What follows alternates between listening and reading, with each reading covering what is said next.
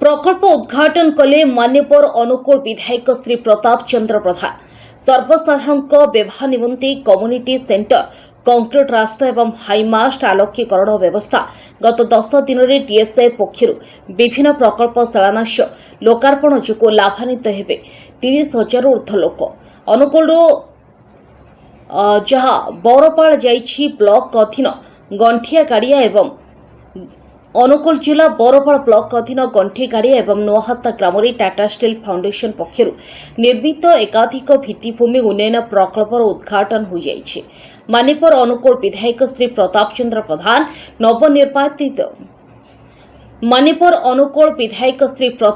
प्रधान नवनिर्मित प्रकल्प गुड़िकर लोकार्पण करिसेंति।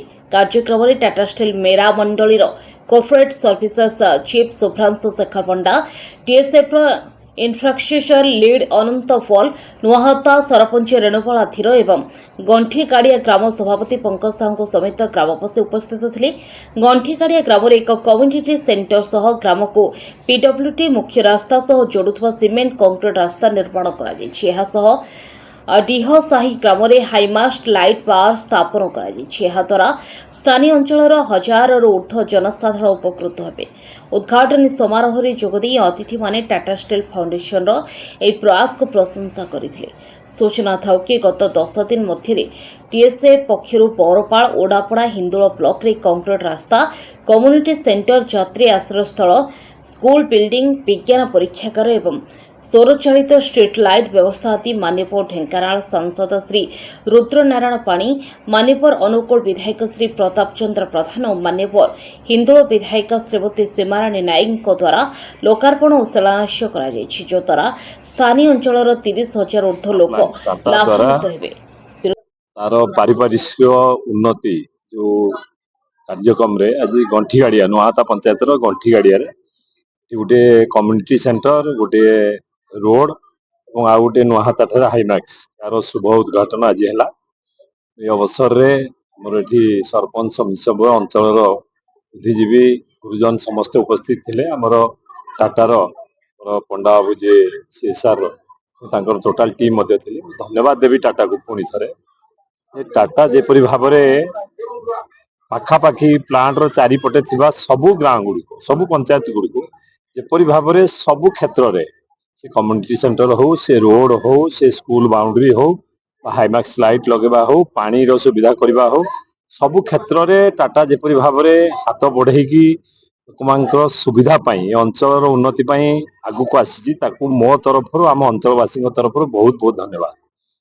या द्वारा समस्ते देखा दरकार जिते इंडस्ट्री हो कौपरी भाव में कार्यक्रम करने दरकार। आम इंडस्ट्री करुचे गछ लगेबा, ये अंचल को सुरक्षित रखा, प्रदूषण मुक्त करवा, ता सांगे अंचल जो पारिपार्श्विक जहाँ दरकार अच्छी रास्ताटे हो, लाइट सुविधा हो, पानी सुविधा हो, स्कूल घर हो, से स्कूल बाउंड्री हो, हाथी ये अंचल आमर बहुत हाथीर ये अच्छी, हाथी सुरक्षित रनिष सुरक्षित रही गोटे रास्तार लाइट लगेबा, ये सब जो व्यवस्था टाटा जेपरी भाव में सामना को आसी टाटा सब बेले लोक सांगे आसिकी अंचल विकास हाथ टेकिकी आम सांगे मिसिकी काम करुँच।